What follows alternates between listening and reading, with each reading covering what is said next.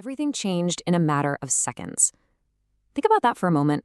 1 minute, you're an established starter in the National Football League. You're comfortable in your role, your family is settled, you feel totally secure in your future, and then the absolute next minute, a completely new coaching staff walks through the double doors of the facility. The playbook you spent years mastering, it goes straight into the trash. And just like that, your NFL survival is on the line. Welcome to NFL Nexus. I'm your host, and today we are diving deep into a pressure cooker situation brewing in Los Angeles that honestly has the entire league holding its collective breath. If you really want to understand the true, unflinching anatomy of an NFL roster overall, well, you are exactly in the right place. Before we get going with this cinematic explainer, make sure you subscribe to the channel, hit that like button, and drop a comment down below with your thoughts as we go along. And hey, if you really want to support the deep dive documentary-style content we do here, consider becoming a channel member. Because the Los Angeles Chargers are facing a make-or-break 2026 training camp right now, and the roster battles we're about to witness, they are absolutely vicious. So here is our roadmap for today's explainer. We'll start with the 2026 training camp stakes, then move to the offensive line and weapons. After that, we'll look at Lad McConkey's crucial third year. Next up is the defensive battles and depth. Then Diane Henley's closing extension window. And finally, the final roster outlook.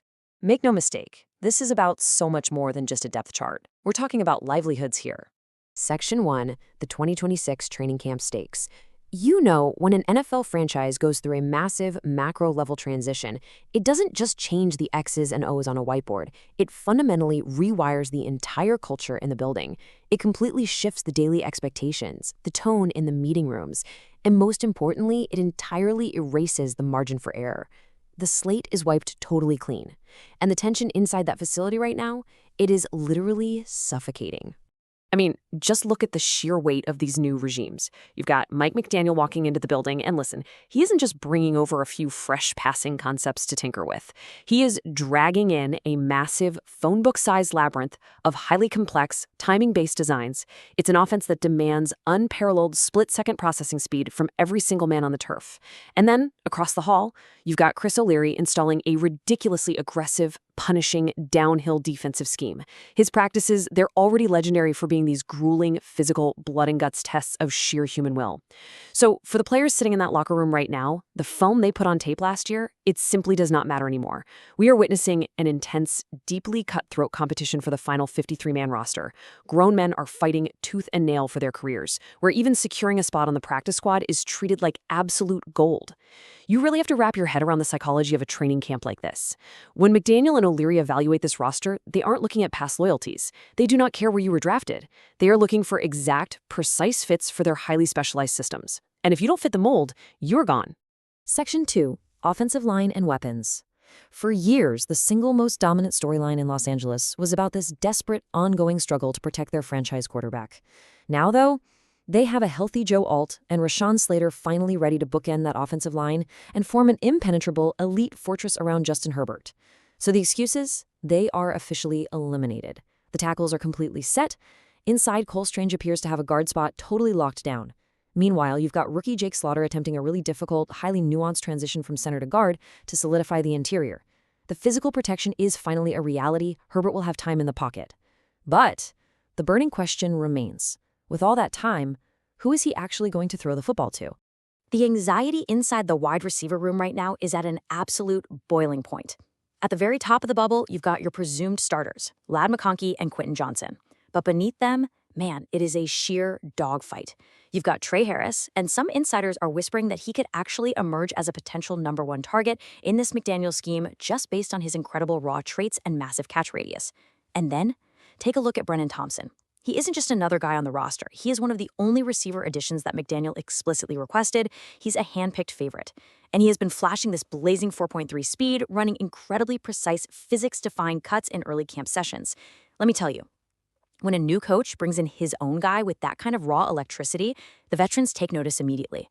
So you have Keandre Lambert-Smith fighting with everything he possesses just to hold his ground. And then there's everyone else. Guys like Luke Grimm, Sincere Brown, Delavon Campbell, Darius Davis, Jaquan Jackson, Devontae Ross, they are all fighting for scraps. McDaniel evaluates his receivers based on absolute precision, unparalleled speed, and exact route execution. Anyone lacking those elite traits, they're our prime candidate to be shown the door. The tension in that room, you can practically cut it with a knife. Section 3. Ladd McConkey's crucial third year. Selected 34th overall after a massive trade-up, a move that will absolutely go down in Chargers history, McConkey is walking into a season that is going to entirely define his NFL narrative. He is the most obvious bounce-back candidate on this transitioning offense. He's carrying the heavy weight of this franchise's expectations squarely on his shoulders. But as we all know, being a bounce-back candidate on a piece of paper and actually surviving the crushing pressure of a Sunday, those are two entirely different things. Let's trace exactly how we arrived at this pivotal moment. Let's follow the timeline of a player who, frankly, has known nothing but absolute success. Well, until recently.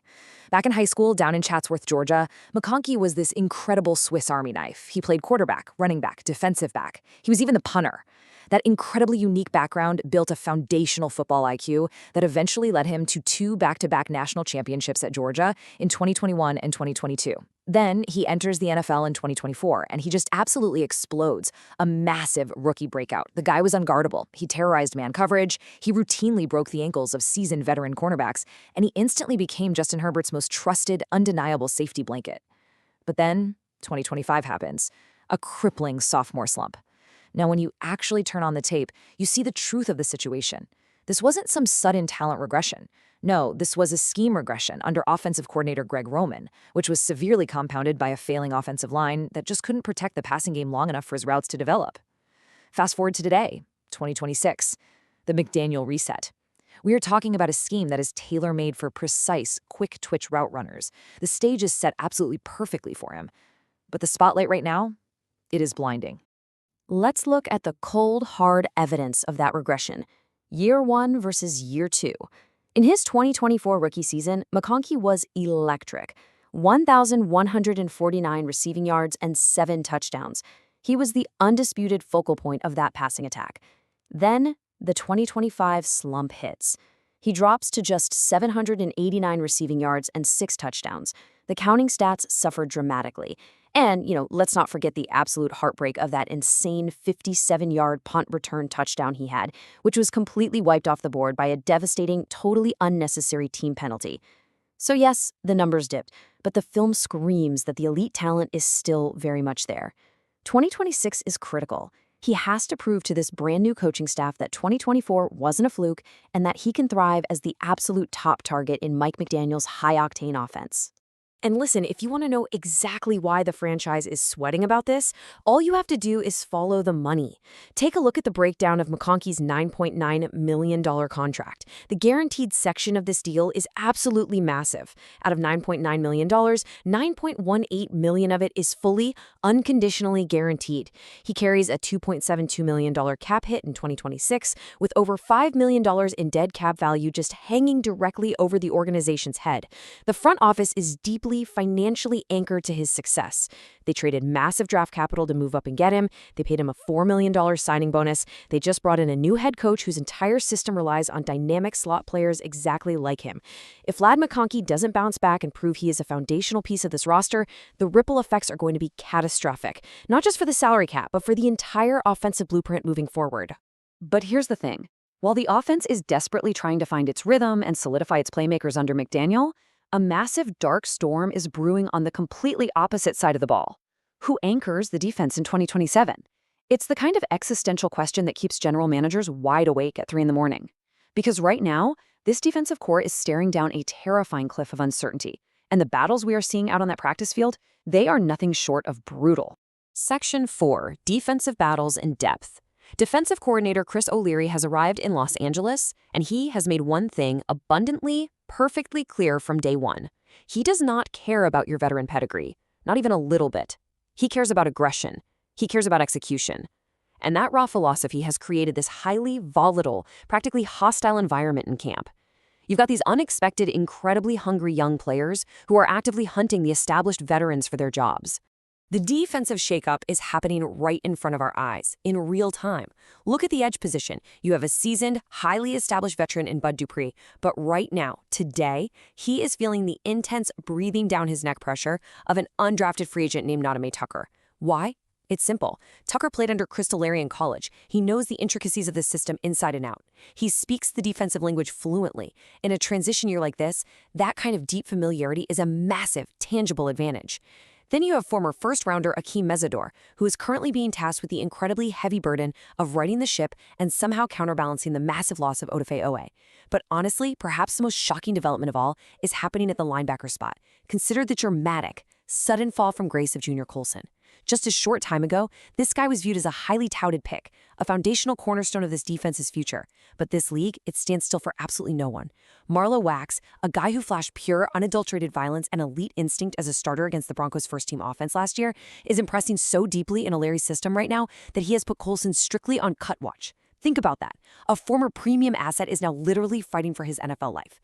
And back in the secondary, draft pick Genesis Smith is using his elite athletic numbers to just shatter expectations, breaking right into a high-leverage safety rotation alongside massive names like Derwin James. The veterans are looking over their shoulders right now, and frankly, they absolutely should be. Section 5. Diane Henley's extension window. While the rookies are out there fighting just to get a spot on the roster, the most dramatic narrative on this entire defense actually centers on a man fighting for his ultimate legacy. Henley is entering the final year of his rookie contract. This is it, the ultimate, high-stakes, prove-it season. Everything he has worked for in his entire life, every grueling workout, every late-night film session, every single brutal snap, it all comes down to the next 17 games.